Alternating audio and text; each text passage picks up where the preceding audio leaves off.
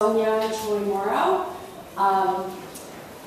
I am Korean by birth, spent most of my life in India, and now I landed in America and been here. That's why I talk like one, people always ask, so I thought I'd just explain. I work with an organization called Interfaith Worker Justice.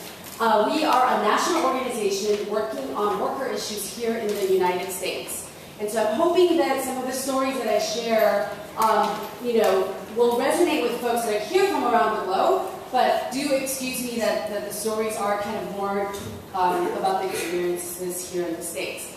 At my work, I have the privilege of working with some of the hardest working people that have the best work ethics that I have ever met. Many of them are immigrant, most of them are immigrant, and most of them are earning minimum wage or lower, working very difficult, hard manual jobs in the United States. And for the purpose of this panel and for our experience here, I thought I would bring the stories of hotel workers, hotel keepers that I've worked with the past couple of years, because many of us here are staying in hotels and hopefully have been kind to our housekeepers and tipping them every day.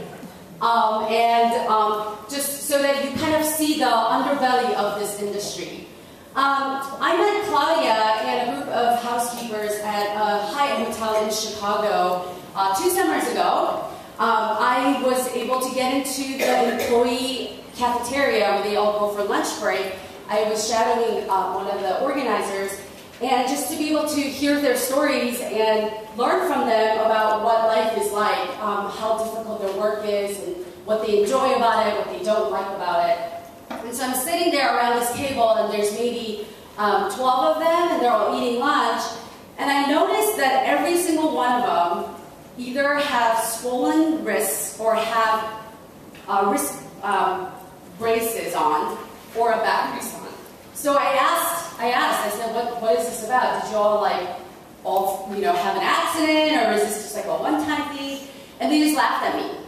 They laughed at me because it's so common that no one asks why they're all injured.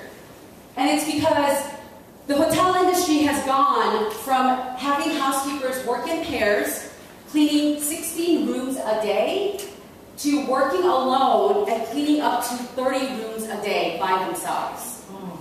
And they've also changed, just to be more, high class or whatever, they buy these mattresses that average 250 to 350 pounds that these women are lifting by themselves. And I remember her telling me that, 5 years ago it wasn't so bad because I would lift the mattress and, my friend would just tuck it in. But now they have to lift the mattress with one hand and figure out how to tuck in the other. And we're all going, well, we do that. I change my sheets once a week. Well, they do it for 8 hours a day. And so we have to pay attention to the structural violence that happens in the workplace for women in terms of their safety. These women are also facing, the sexual assault rate of hotel housekeepers have gone up almost 200% since they have had to work individually. We all know, this came to the limelight when the head of IMF, that happened right here in New York, was arrested and charged with sexual assault of a housekeeper. This is not uncommon. And if you look at this sheet that I passed out to you, there's stories of these. I've met 2 of the 4 that have little stories on there. I encourage you to read it. One of the things they're advocating for is change of uniform, saying that they want to wear pants and they don't want to wear skirts. That's very simple. But the hotel doesn't want to do it because maids are supposed to wear short skirts. So these are things that we need to be aware of and talk to where we stay at hotels. Ask management about it. Talk to the folks where you're spending your money. Be an educated consumer of service and products.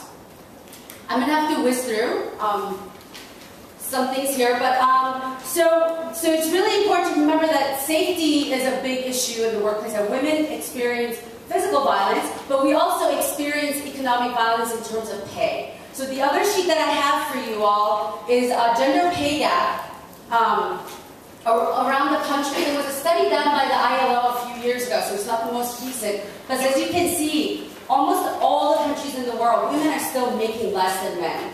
So when you see the percentages here, that is how much more men make than women in a country.